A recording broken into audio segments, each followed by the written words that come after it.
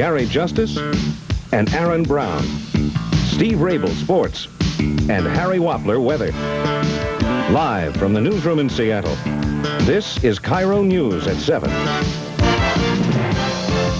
Good evening. Washington's biggest party in 100 years got underway today when Jean Gardner, the governor's wife, stepped off a plane in Spokane, and before a crowd of 400, she kicked off a year of festivities to celebrate Washington becoming the 42nd state in the Union. As organizer of the Centennial celebration, Jean Gardner's tour of the state to kick off the Centennial seems appropriate since hundreds of events are planned from one end of the state to the other this next year. Barbara Matt tells us now what's in store.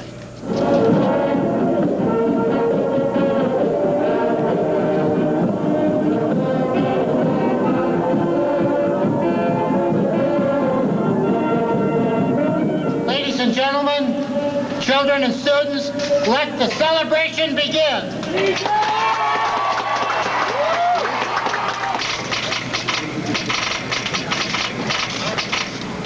The teletype clattered today the same way it tapped out news of Washington's statehood 99 years ago. The Centennial celebration is launched. It will be a year of everything, everywhere, from parades to pyrotechnics, from Seattle to Spokane, and it will cost state taxpayers $10 million. 1,500 events are planned for the upcoming year. Many of the festivities will be of the small town variety, like these held in Snohomish and Pierce County today. Organizers admit spreading events around rather than concentrating on several big celebrations may have people wondering where all the money is going. But they add, doing a lot of things in a small way allows people throughout the state to enjoy the celebration. In Seattle, Barbara Matt, KIRO News. Incidentally, the official kickoff time was 3:09 this afternoon, the same time that statehood was declared, November 11th, 1889. And while the state was kicking off this year of colorful celebrating, today the nation celebrated a very different kind of holiday, Veterans Day. In every state and in nearly every community, veterans from all branches of the service were out flying the nation's colors.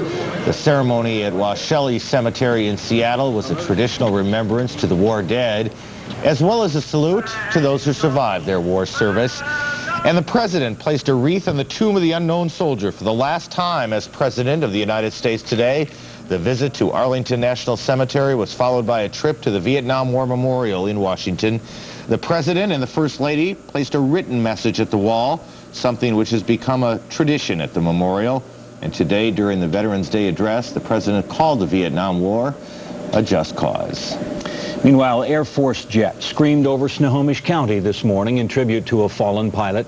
Captain Bob Pearson was killed in Vietnam more than 2 decades ago. It took this long to recover his remains. Chris Lagueros was in Marysville for the military funeral. It's called the Missing Man Formation, a way the Air Force honors its dead.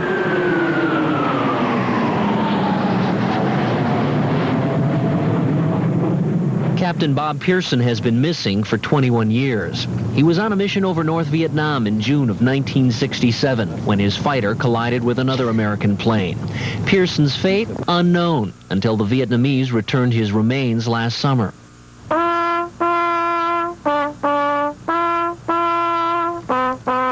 Today, those remains were buried with full military honors. Pearson's wife, daughter, mother, and brother were here.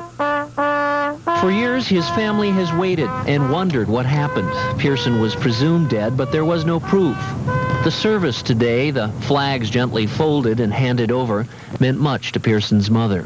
After all these years, it's a big relief. It's been a long time coming, but we're grateful that it finally has come to an end for us. And we know where he is now. He's home. A tribute of flags, of flowers, of taps from others who served in Vietnam.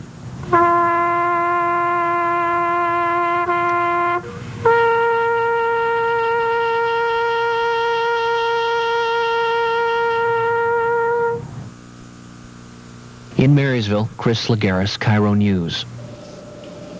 His classmates from Marysville High School are planting a tree in Bob Pearson's honor. It is meant to be a living memorial to the Air Force pilot. Aaron?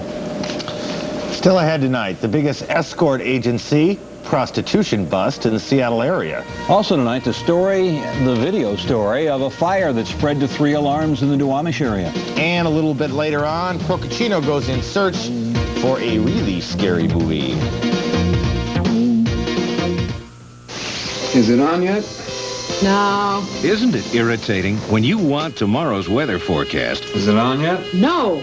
but you have to wait and wait and wait? On the new KIRO News at 11, we're moving the weather up to 11:05, so Harry Wappler will be on Is it on yet? No. before you're out. It looks like rain tomorrow. Weather at 11:05 on the new KIRO News.